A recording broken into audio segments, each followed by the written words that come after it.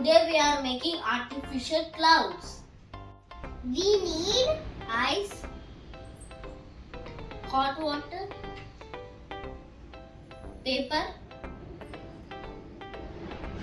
glass. Step 1. Put hot water in glass.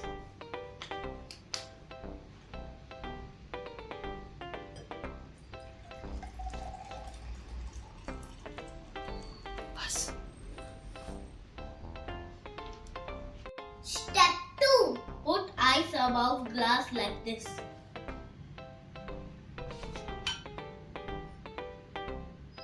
Step 3.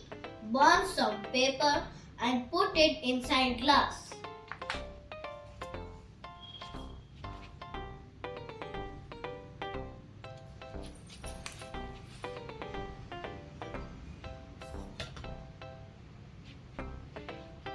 Let's see the cloud.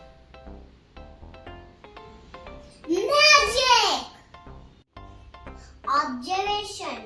Cloud formation happens due to difference in temperature and dust. Please like and subscribe to our channel Little Scientist at Work. Thank you.